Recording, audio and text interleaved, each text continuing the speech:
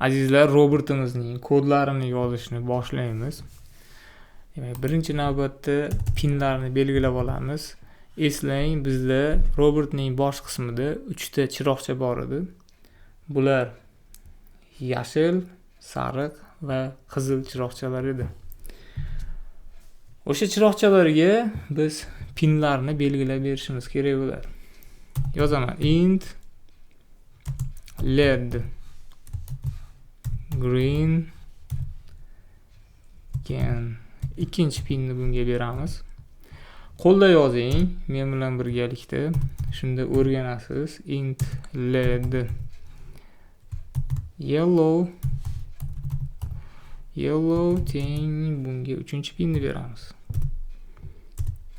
Keyingisi int led red bor bizda, ya'ni qizil chiroqchamiz bor. Unga 4-digital pinni beramiz. Bundan tashqari bizda 2 ta robotimizning ko'zi bor edi. Ko'zida ikkalasi ham sariq edi, ya'ni sariq ledlar. Shuning uchun men yozaman: int led pastki chiziqcha yellow keyin pastki chiziqcha 1 deb yozaman. Xo'p, 5-pinni bunga beramiz. Alt shift bilan ko'paytirishsangiz bo'ladi bemalol. 6-pinni bunga beraman-da 2 deb qo'yaman. Mana shu tarzda. Yaxshi. Endi tugmamizni input pillow usulida eshitamiz. Shuning uchun biz int button pin deb 7-pinni berib qo'yamiz. Bizda o'zgaruvchilarimiz tayyor bo'ldi. Pinlarimiz 5 ta rejim bo'ladi. Shu sababli bitta o'zgaruvchi ochamiz. Int mode deymiz. Bizda 4 ta rejim bo'ladi. Ya'ni tugma bosilgan paytida ushbu rejimlar o'zgaradi. Boshida u 0 holatda bo'ladi. Keyin biz rejimlarni o'zgartirganimizda u 1 bo'lishi mumkin, yoki 2 bo'lishi mumkin, yoki 3, yoki 4. Ana shunga qarab chiroqlarimiz o'zini o'zgacha tutadi. Ya'ni o'chib yonadi, yo hammasi yonadi, yoki o'chadi. Mana shu tarzda o'zgarar ekan.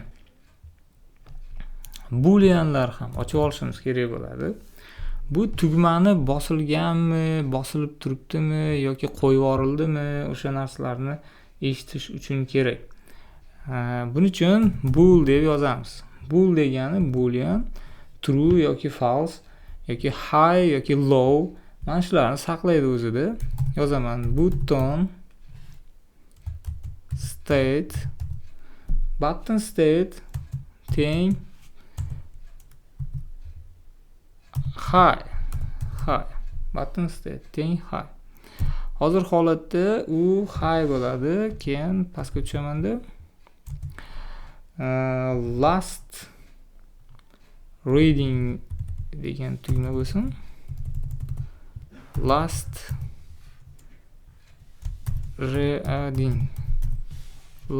reading. Yaxshi. Mills dan foydalanamiz. Mills nima? Keling, Arduino'da yangi narsa Mills degan tushuncha bor. Mills bu mana shunday yoziladi. Mills qaus qo'yiladi. Mills bu shunday narsani qaytaradiki bizga, masalan, Arduino'miz yoqilishi bilan ishga tushishi bilan, masalan, to o'chirmagunimizcha bizda har bir sekundda 1000 millisekund qo'shib boriladi. 1000 millisekundga masalan bunday bo'ladi. 0 millisekund bo'ladigan bo'lsa birinchi boshida qo'shiladi 1000 millisekund. Yana qo'shiladi 1 sekund, 2 sekunddan keyin 2000 millisekund, ya'ni 1000 millisekund qo'shildi deylik. Mana shunday qo'shilib ketaverib, oxirida ko'payib juda ham katta raqamlarga aylanib ketadi. Bu millisekundlar hisoblanadi. Misol uchun 60 sekundimiz, ya'ni 1 minutimiz bizda 60 ming millisekund bo'ladi. Demak, 10 minutimiz esa, demak, hozirgi holatda 60 bo'ladigan bo'lsa, 600 ming millisekund bo'ladi. Millis juda ham katta raqamlarni olishga mo'ljallangan hisoblanadi. Ya'ni kunlab Arduino yonib tursa ham, u buni sezib hisoblab boradi. Qarang, boshqatdan tushuntiraman. Boshidan, ya'ni Arduino yoqilganidan to o'chguniga qadar o'tgan vaqtni demak hisoblab borar ekan. Buni tushundingiz-a? Nega kerak? Biz solishtirish natijasida qancha vaqt o'tganini bilgan holatda u yoki bu amalni bajaramiz. Mana shuning uchun biz millisdan foydalanamiz. Delaydan foydalansak ham bo'lardi. Millis o'rniga delay deb turib, house ichida masalan 500 ming deb mana shunday qilib delaydan foydalansak ham bo'ladi. Lekin delayni yomon tomoni, qachonki delay ishlasa, delay ishlagan paytida bizda boshqa kodlarimiz umuman ishlamay turadi. Ya'ni ayniqsa mana loopni ichiga biz delay qo'yadigan bo'lsak, u holatda dastur o'sha delayda to'xtab, muzlab turadi. Tugma bossangiz ham, bosmasangiz ham farqi yo'q, eshitmaydi. Chunki u delayda turgan bo'ladi. Bu yomon. Millisda esa umuman farqi yo'q. Faqat vaqtni biz tekshiramiz, shunga qarab amal bajaramiz. Professional kod demak millis bilan yozilar ekan. Millisdagi vaqtlarni saqlashimiz kerak. Last debounce time, debounce delay tag. Tugma bosilgan paytida bizda shunaqa holat sodir bo'ladi kelajakda. Masalan, tugma bosilgan paytida kod shu darajada tez o'qilayotgan bo'ladiki, tugmani 2-3 marta bosilgan deb hisoblab olish mumkin. Shuning uchun biz ozgina, kichkinagina interval berishimiz kerak bo'ladi. Buni debounce deb ataladi. Yozaman. Signet, yangi kod, long, open, last, debounce time. Last debounce time dedim. Hozir u 0 ga teng bo'ladi. Keyin xuddi shunda debounce delay degan mana bu yoqqa 50 qo'yib qo'yaman. Debounce delay. Mana shunday. Endi tushuntiradigan bo'lsam, mana bu unsigned degan kalit so'zimiz bu nima ekan? Qarang. Faqatgina 0 dan boshlab musbat raqamlarni ol degani. Umuman olganda, agar biz int deb qo'yadigan bo'lganimizda, mana bunday qilib int deganimizda va int deb turib o'zgaruvchi nomi bilan teng masalan 0 deganimizda xotiradan qanday joy olardi? Xotiradan minus qiymatlarini ham hisobga olib, qo'shib hisoblab, ya'ni joy ajratardi. Yana xuddi shunday unsigned deb yozaman, long deb yozaman-da. Keyin previous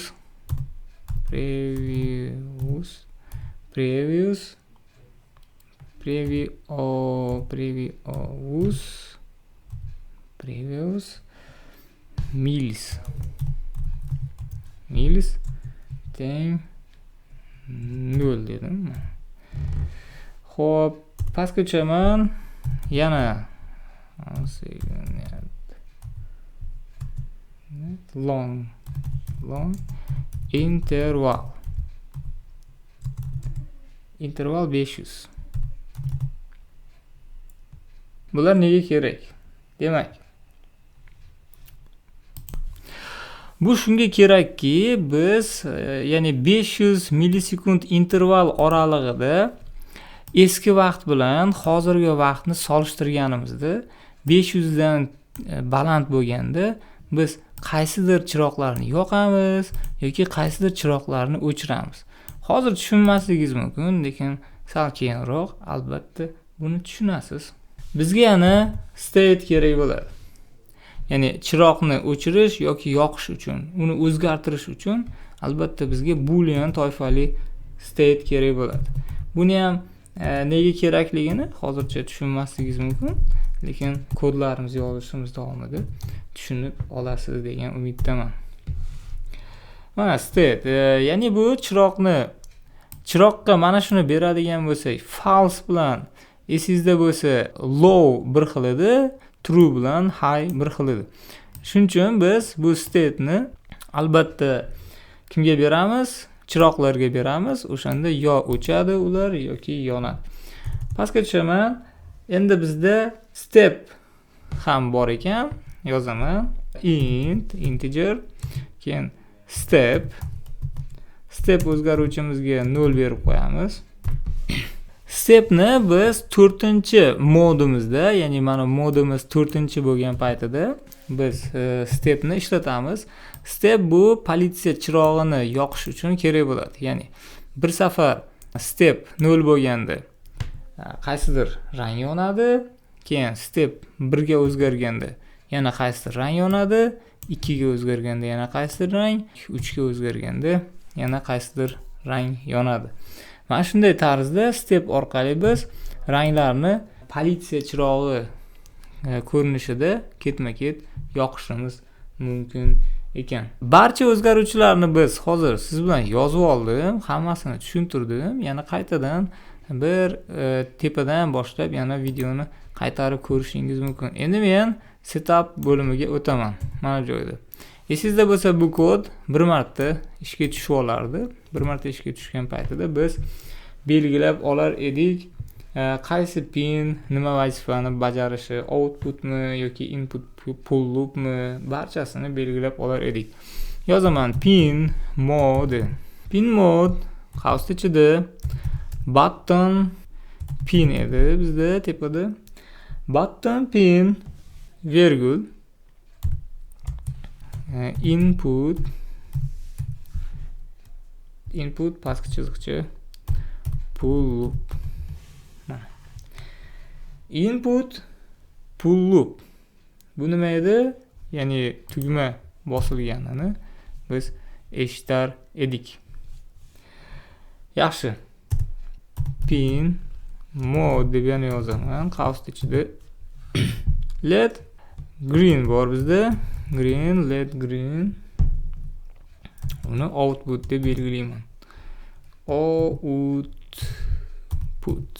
Qolganlari ham bizda 1, 2, 3, 4 taga ko'paytiramanda mana bu yoqqa greendan keyin bizda yellowdan keyin red bor, yellow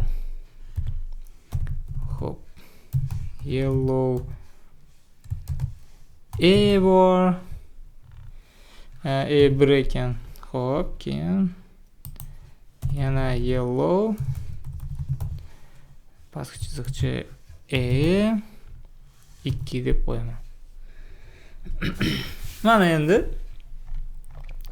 setup bo'limini ham tugatdik. Barcha pinlarimizni o'zini o'rniga joylab qo'ydik. Endi asosiy bu yoqdagi ikkinchi qiladigan ishimiz siz bilan loopning ichida bo'ladi. Birinchi navbatda albatta tugma bosilganmi yo'qmi eshitamiz. Qani boolean toifa hosil qilib olamiz. Yozamiz reading. Bu o'zgaruvchi reading, high yoki low beradi bizga. Topinchi digital nima edi? Albatta read. Digital read o'qirdi. Nimani o'qish kerak edi? Button pinni o'qish kerak edi. Button pinni o'qiyapti. Agar bosilmagan holatda u qanday bo'lardi? Albatta bosilmagan holatda u high bo'lib turar edi. Bosilgan paytida esa low bo'lar edi. Xo'p, yozamiz bu yoqdan. If agar reading hozir biz olgan ma'lumot yoki u high bo'lishi mumkin yoki low bo'lishi mumkin. Tugma bosilmagan holatda high, bosilgan paytida low edi. Last reading esingizda bo'lsa nima edi? Toping. Tepada bor edi. Biz mana bu yoqda last reading deb yozganmiz, high deb qo'yganmiz uni. Ya'ni boshida u nima bo'lib turar ekan? High bo'lib turar ekan. Nima bo'lyapti? Qarang. Reading mana bu avvalgi high ga teng emasmi deyapmiz. Mana bu belgi, ya'ni undov belgichamiz. Agar mana barobar bo'lganda, demak bu tengmi degan bo'lar edik. Lekin bizda hozir undov belgichasini qo'ydik. Nima degani? Qarang. Reading, ya'ni biz olgan ma'lumot bu high bo'lishi mumkin yoki umuman olganda bosmasak high bo'ladi, bossak low bo'ladi. Agar keling mana bu yoqda bosdik deylik, low bo'ldi. Mana bu yoqqa low keldi deylik. Bizda last readingimiz nima edi? Tepada qaraymiz, high edi. Natijada nima sodir bo'ladi? Qarang. Teng emasmi ikkalasi desa, bu high, bu low, teng emas degan javob qaytaradi dasturimiz. Natijada bu true beradi. True. Bu ya'ni ifodamiz, belgilab qo'yganim ifoda deyiladi. True qaytaradi. True. Agar true qaytarsa, ifning blogini ichi ishga tushib ketadi. Ifning blogini ichiga nima yozamiz? Last debounce time. Last debounce time ga milis ishlatamiz. Milis. Nima bo'ldi? Mana shu joyda qarang. Tugmamizni, masalan, Arduino'miz yoqilgandan keyin 7 sekundda bosgan bo'ladigan bo'lsak, 7000 ni bu qabul qiladi. 7000 ni mana bunga berdi deylik. Last debounce time tepaga e'tibor bering. Mana 0 ni o'rniga necha yozilib qoladi endi? 7000. Hozircha siz tushunishingiz uchun 7000 deb yozib qo'ydim. Last debounce time hozir 7000 ga o'zgardi. Mana. Bu vaqtinchalik, keyin o'chirib yana 0 qilib qo'yamiz. Siz tushunishingiz uchun shunday qilyapman. Bo'lmasa chalkashib ketamiz. Arduino yoqilgandan boshlab 7-sekundda biz tugmani bosdik. Natijada mana bu joyda low keldi. Low bilan bu mos emas, teng emas. Natijada biz 7000 ni last debounce time ga nima qildik? Biriktirib berib qo'ydik. Keyingi masalamiz pastga tushaman. If qausni ichiga olaman, milis qausni ochib yopaman. Hozirgi vaqtni yana olyapmiz va minus last debounce time. Last debounce time. Qarang, qaus nega qo'yildi mana shu joyda? Matematikada ham ma'lum bir hisob-kitobni alohida avval birinchi o'rinda hisoblab olish uchun nima qo'yardik? Qausga olib qo'yardik uni. Qausning ichi birinchi bajarilar edi. Qausning ichidan keyin boshqa amallar bajarilar edi. Hozir ham xuddi shunday. Endi men aytayapmanki, kattami? Debounce delaydan. Qarang, mana shuni qilib qo'yamiz, qarang. Nima bo'lyapti endi bizda mana shu joyda? Vaqt ko'p ketsa ham bizdan, masalan, hozir darsimiz cho'zilsa ham, lekin siz yaxshilab tushunishingiz kerak bo'ladi, bu yoqda nimalar sodir bo'layotganligini. Qarang, agar deyapmiz, biz mana qarang, qausni ichida bir hisoblab olyapmiz birinchi. Milis, mana bu milis emas, yo'q, bu yoqda 7000 ni olib bo'ldik biz, to'g'rimi? Keyin yana hisoblayapmizki, milis, ya'ni ozgina vaqt o'tdimi, yo'qmi, ha? Milis minus last debounce time. Endi masalan mana bu yoqqa milisni o'rniga deylik. Keling, mana bunday qilib men 7040 keldi deylik mana. 7040 keldi. 7040 keldi mana. 7040 keldi. 7040 dan ayiryapmiz. Last debounce time necha edi? 7000 edi. Demak, natija nima bo'ladi? 40 bo'ladi. Keling, mana shuni o'chirib turib 40 deb yozib qo'yay, tushunishingiz uchun. Mana. 40 kattami deyapmiz, debounce delaydan deyapmiz. Qarang, tepada debounce delayni 50 deb belgilaganmizda. Bu nima uchun? Tugmada qo'qqisdan bosilib ketish, sakrash, har xil xatoliklar bo'lmasligi uchun mana shunaqangi debounce delay ishlatiladi. Tugma bosildi hozir holatda, bu o'qildi. Bilasiz, loop juda ham tez harakatlanadi. Juda ham tez mana shunday takror o'qib turadi. Shu paytda biz tugmani o'ynatib yana bosib yuboradigan bo'lsak, bir holatdan ikkinchi holatga o'tishida ozgina nima qilish kerak bo'ladi? 50 millisekunddan kattami deb hisoblashimiz kerak bo'ladi. Bo'lmasa, bir degandan boshqa rejimlarga o'tib ketish mumkin bo'ladi. Shuni oldini olish uchun debounce delay o'ylab topildi. Demak, natija 40 bo'lsa, demak bu ifimizning ichida blok ishlamaydi. Agar natija masalan 60, 70, 100, yoki yarim sekund bo'ladigan bo'lsa, demak bizda debounce delayimizdan katta bo'ladi, true beradi hamda kodimiz ishga tushib ketadi. Hozir holatda men millsni olib qo'yaman. Bu mills bizga 7000 ni olib bergandi. Bu mills esa 7000 dan keyingi holatdagi vaqtni oladi. Agar bu vaqt ayrilgandagi natijamiz debounce delaydan katta bo'lsa, demak ifning ichi ishlaydi. Bu nima uchun ekan? Tugmani qo'qqisdan bosilib ketmasligi uchun ekan.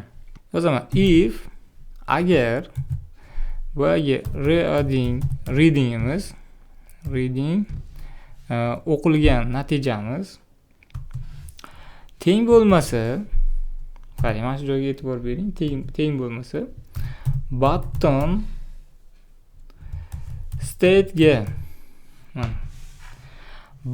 state tepada bor edi. Mana button state bizda high turibdi hozir holatda. Demak, button state'ga teng emasmi deb savol beryapmiz. Bizda bu yoqdan low da oldik, to'g'rimi? Button state'imiz nima edi? High edi. Natijada ikkalasi teng emas. Agar mabodo bu ham high bo'lganda-chi, umuman tugma bosilmay turganda-chi, unda bu blogimiz ishlamagan bo'lar edi. U holatda nima sodir bo'lsin? Qarang. Button state teng reading. Endi u, ya'ni mana bu button state high edi, bu low edi. Ikkalasi teng bo'lmadi. Teng emasmi deb savol berdik. True berdi, ya'ni natijada button state ni o'ziga mana bu low ni berib yuboryapmiz. Nima uchun? Yanagi safar yana bosib turilganda, qo'yib yubormay bosib turilganda mana bu yoqqa yana low keladi. Tekshiruv natijasida biz avval yozib qo'ygandik-ku, bu yoqqa low ni yozgandik-ku. Teng emasmi desa, bu yoqqa ham low keladi, bu yoqqa ham low keladi. Natijada tugmamiz yana rejimni o'zgartirib olmaydi. Bu blok ishlamaydi, ishga tushmaydi. Keyingi qadamda biz endi button state lowmi deb savol beramiz. Agar state tengmi deyman lowga. Ya'ni lowga teng bo'lsa, demak u bosilgan bo'ladi, to'g'rimi? Xo'p, lowga teng bo'lsa, nima bo'lsin? Modemiz bor deysiz. Plus. Qarang, juda ham qiziq holat. Ya'ni mod bizda 0 edi. Bu mod nima qilib berardi? Boya ham aytdik. Bu ya'ni bizning 4 ta rejimimiz bor edi. 0-rejim endi 1-rejimga aylandi. Yana bir marta tugma bosilsa, 2-rejimga aylanadi. Yana bir marta bosilsa 3, yana bir marta bosilsa 4 va hokazo. Hozir holatda 1-ga aylandi. Mana buni ham 0 ga aylantirib qo'yaylik.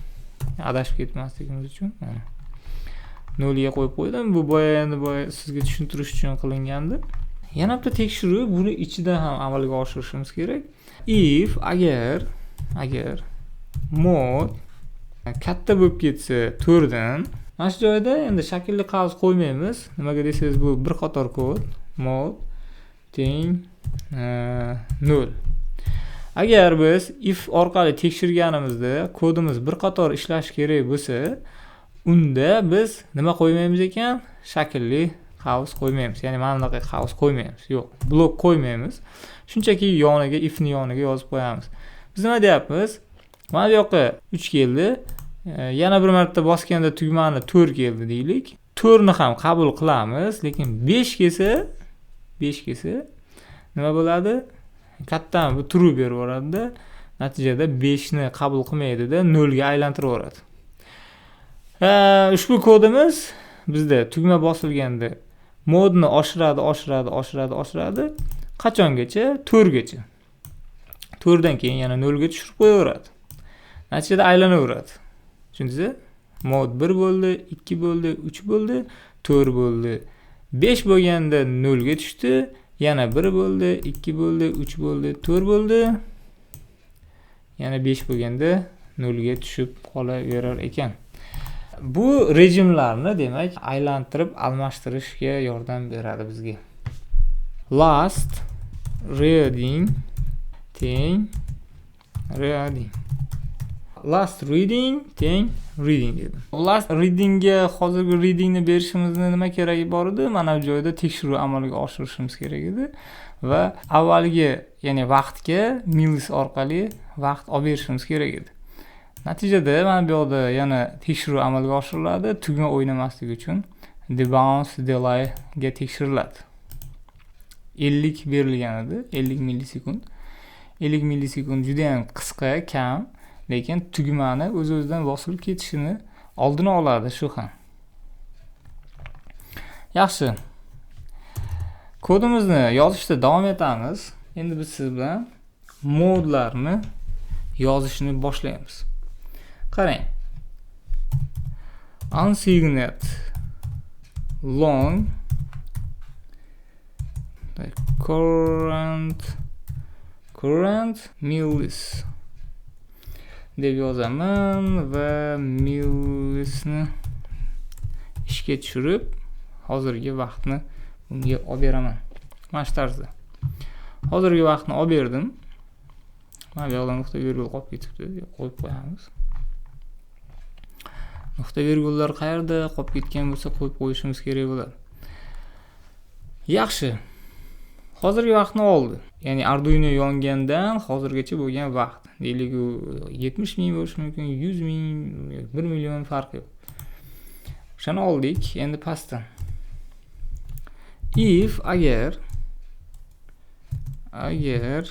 mod tepada mod o'zgaradi dedik, tugma bosilganda o'zgaradi dedik. Mod agar 0 bo'ladigan bo'lsa, nima sodir bo'lsin? Qarang, mana shu joyda endi bizga funksiya kerak bo'ladi. All off degan funksiya. All off degan funksiyani ishga tushirib qo'yaman. Lekin bu funksiya bormi bizda? Yo'q, hali yo'q. Endi men bu funksiyani yozishni boshlayman. All off. Ya'ni hammasi o'chsin deganidir. Funksiyani yozish uchun void kal so'zidan foydalanamiz. Void kal so'zi all keyin off deymiz. Void kal so'zi all off. Keyin qaus qo'yishimiz shart bo'ladi. Shaklli qauslar qo'yishimiz shart bo'ladi. Mana shu funksiya. Funksiya o'zi nima? Qachonki funksiya chaqirilganda u ishga tushib ketadi. Esingizda tursin. Qarang, qachon chaqirilyapti? Agar mod 0 ga teng bo'lsa, bu funksiya ishga tushib ketsin. Bu funksiya nima qilardi? Albatta hammasini o'chirishi kerak bo'ladi. Digital write let red deylik. Let red keyin low. Mana shu tarzda biz barcha 5 ta chiroqchani ham nima qilib chiqishimiz kerak? O'chirishimiz kerak. Green o'chadi. Keyin yellow ham o'chadi-da. Mana bu joyda esa yellow E1 mana shuni borki, pastga bitta tushirib 2 qilib turib, mana uni Ctrl Shift K ni bossam o'chib ketadi. Mana shundan osonroq qutulib ketdim. Yaxshi, endi bu funksiyamiz qachon ishga tushsa, barcha chiroqlar nima bo'ladi ekan? O'char ekan bizda. Yaxshi. Bu qachon modimiz 0 bo'lganda. Davom etaman. Ana endi siz bilan keyingi etapga o'tamiz. Keyingi etap. Mana shu joyda endi else ifdan foydalanamiz. Else if degani u holda degani. Ya'ni agar 0 bo'lmasa, u holda agar yana mana shunaqa bo'lsa deb yana savol beramiz. Qarang. Mod teng bo'lsa 2 ga. Yo'q, mod teng bo'lsa 1 ga. Qarang. Nima bo'ladi 1 ga teng bo'lsa?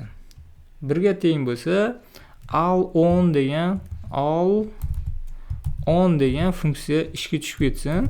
Ya'ni bu funksiya ham bizda yo'q hozircha. Uni ham keling alt shiftni bosib turaman, pastki strelkani bosaman.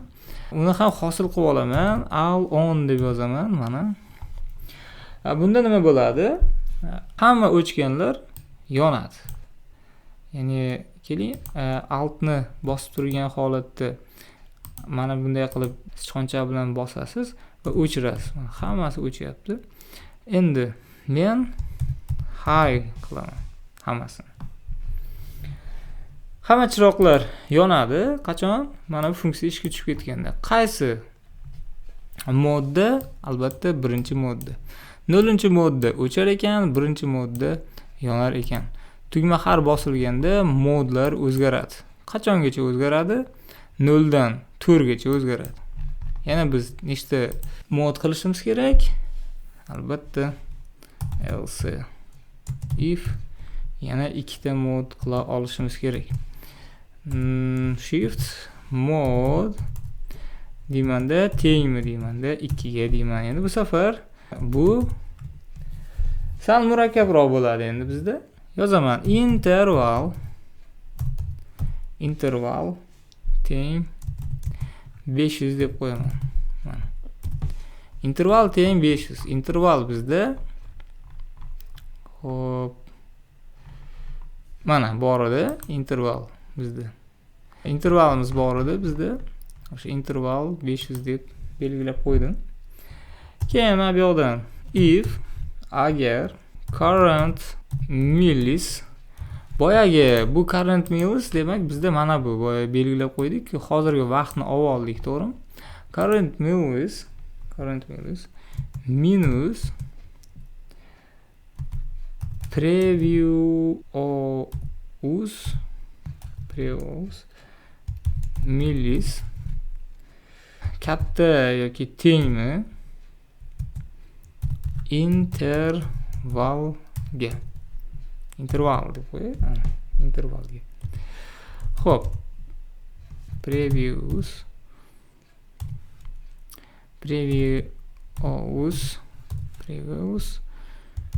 millis teng current millis. Har safar xuddi shunday qilib o'zgartirib qo'yamiz. Hozir holatda bu 0, mana bu deylik 1000 bo'ladigan bo'lsa, bu intervalimiz 500 bo'ladigan bo'lsa, bu true beradi natijada. Endi bizda previous millisimizda nima yozilgan bo'ladi? 1000 yozilib qoladi. Yana safar bu masalan 1700 bo'ladigan bo'lsa, 2000 bo'ladigan bo'lsa, ayriladi 1000, natijada 1000 chiqadi. 1000 kattami yoki tengmi 500 dan va yana ishga tushib ketadi bu.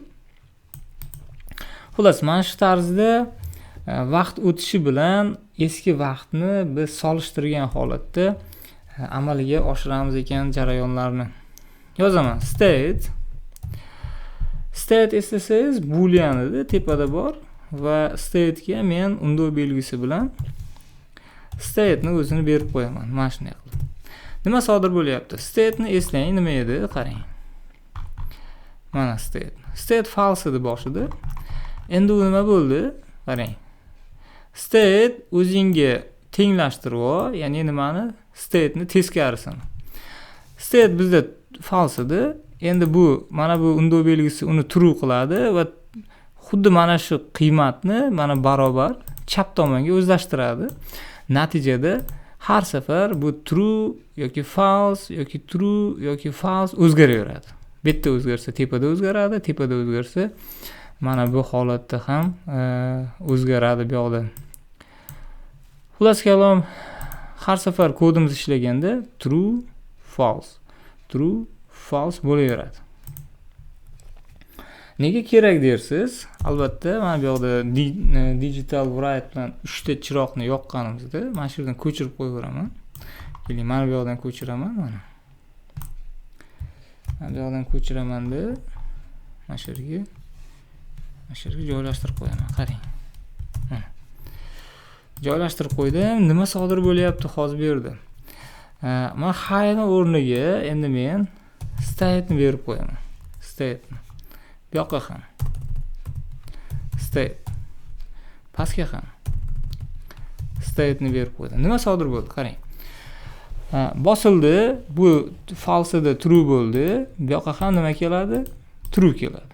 True degani bu high degani, chiroqlar yonadi. Yana bir marta bosildi.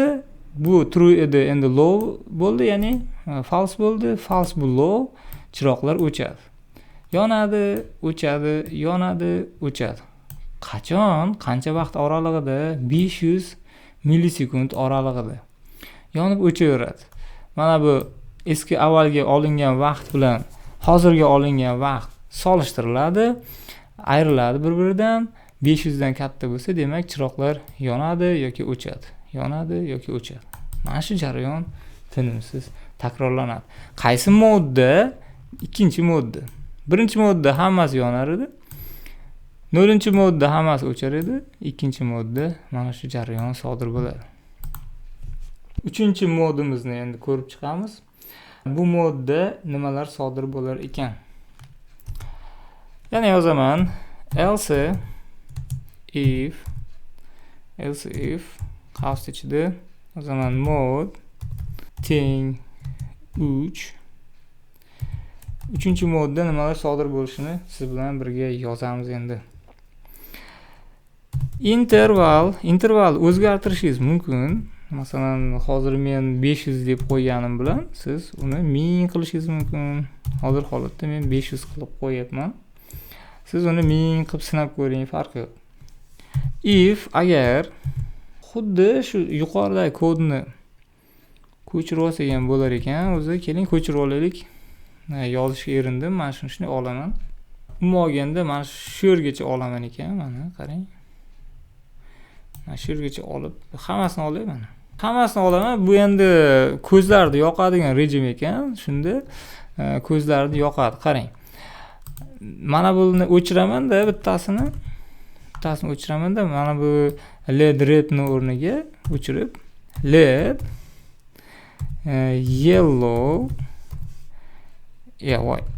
led pastki chiziqcha yellow, yana pastki chiziqcha 1. Mana shuni ham o'chiray. Qarang, Alt Shift bilan bitta ko'paytirib qo'ysam, mana hal bo'ldi. Faqat 2 qilishim kerak buni. Mana. Nima sodir bo'lyapti? Xuddi boyagi ish sodir bo'lyapti. Mana bu ko'zlar yonyapti, o'chyapti, yonyapti, o'chyapti. Bu holatda mana shunaqa jarayon sodir bo'lyapti. Ko'zlar bir yonyapti, bir o'chyapti, mana shunaqa holat.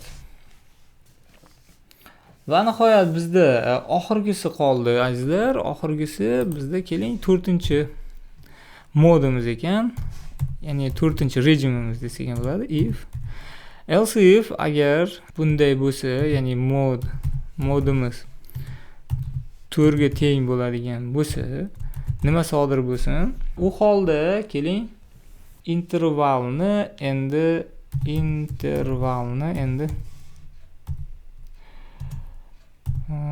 kichikroq qilamiz. 120 beramiz. 120 beramizda mana bu kodlarni mana shu joygacha olamiz. Mana shu joygacha olamiz bu kodlarni. Nusxasini oldim Ctrl S bilan. Yo'q, joylab qo'ydim. Siz xohlasangiz yozing, farqi yo'q. Mana shu yerda endi xatolik sodir bo'ladi, chunki if'imning nimasi yo'q, yopuvchi blogi yo'q. Yopuvchi blogini qo'yib qo'ydim. Xo'p, previous mills mana shu joyda ham hammasini to'g'ri qilyapmiz. Ana endi azizlar biz stepdan foydalanamiz. Step plus deyman. Step nima edi? Tepaga chiqaman. Esingizda bo'lsa step 0 edi mana. Step 0. Menda 3 ta chiroqcha bor, to'g'rimi? Step 0. 3 ta chiroqcha bor. Step hozir nechi bo'ldi? 1 bo'ldi. Step 1 bo'ldi. Ana endi. Yo'q yozaman. If agar stepim ya'ni u step 1, 2, 3 bo'laveradi mana holatda. Stepim 2 dan ya'ni birinchi 0 edi-yu, to'g'rimi? 2 dan baland bo'lib ketsa, ya'ni 2 bo'lsa ham 0, 1, 2 bo'ladigan bo'lsa, 3 ta chiroqchani yoqishga yetadi-da. Shuni hisoblashingiz kerak bo'ladi. Stepim 2 dan baland bo'lib ketsa, ya'ni 3 kelib qolsa, u holatda bizda 4 ta chiroqchamiz yo'q. Shuning uchun uni o'chirishimiz kerak. Ya'ni 0 ga aylantirib qo'yamiz. Mana shunday qilib.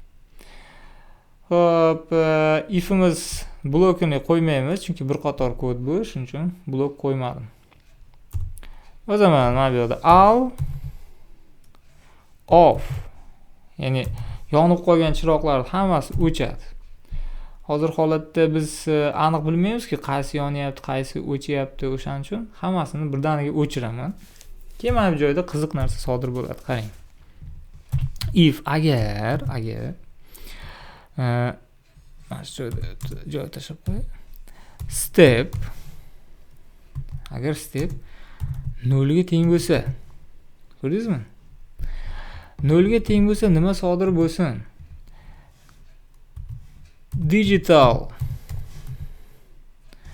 write qavs ichida yozaman let pastki chiziqcha red virgul high. Mana shunday. Yaxshi, endi pastdan else if deb yozaman. Yana tekshiruv amalga oshyapti, yana davom etmoqda. Ya'ni step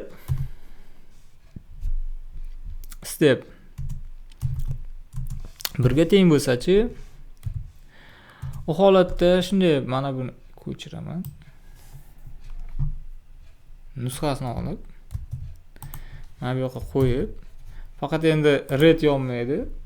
Bizda green yonadi. Green. Red emas, green yonadi.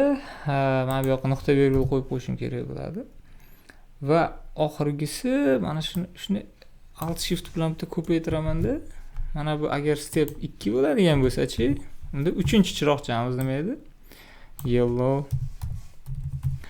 Yellow yonadi. Ko'ryapsizmi? Bu politsiya effektini bizga hozir bermoqda. Qanday bu? Shunday bo'lyapti, qarang.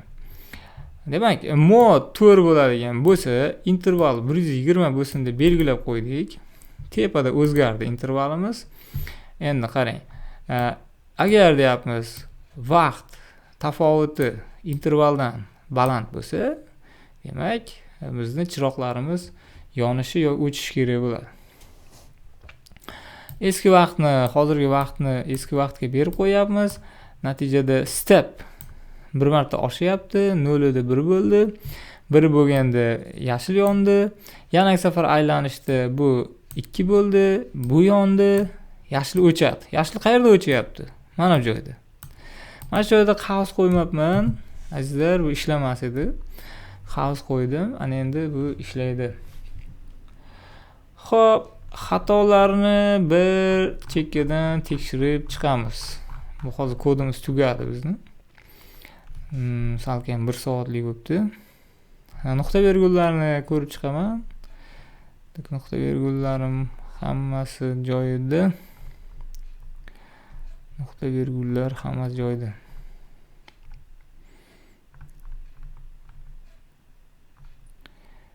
Mana topdim. Bitta nuqta virgul qolib ketibdi. Yana ko'rib chiqaman. Yana qayerda xato bor? Xatolarni ko'rmoqdaman. Step plus. Mana shu yerda nuqta virgul kerak. Ko'rdingizmi? 2 ta xato chiqdi. Yana qarayman, qolgan joylarda xatolar yo'q. Kodni Arduinoga o'rnataman va ishlatib ko'raman. Azizlar, agar ishlasa robotimiz, demak bizning hozir 4 ta rejimda yonadigan chiroqlari bilan tayyor bo'ldi kodi. Ha azizlar, o'rnatganimda hozir mana bu xatolik sodir bo'ldi. Bu xatolikda aytayaptiki, ya'ni void loop funksiyasida bizda all off yoki all on degan funksiyalar qo'yilishi kerak emas. Ya'ni bizda loopni ichiga yozib qo'yibmiz. Mana buni adashib, mana qarang. Mana void loop degan funksiyamizning ichida bizda qaysi mana all off bular tashqarida turishi kerak edi xullas. Keling tashqariga olib chiqamiz. Buni juda ham oson olib chiqish. Belgilaysiz, mana bunday qilib. Belgilaysiz, Ctrl+X ni bosasiz, X ni. Ctrl+X ni bosganimizdan keyin mana tashqariga chiqamiz. Hozir mana loopning shaklli qavsidan men chiqib ketdim tashqariga. Mana bu yoqqa chiqib ketdim. Ctrl+V ni bosib qo'ydim. Mana. Ana endi men Arduino ni uladim hozir holatda va boshqatdan upload qilaman. Boshladim. Mana. Hammasi muvaffaqiyatli amalga oshdi. Endi robotga ulab sinab ko'rish vaqti yetdi azizlar.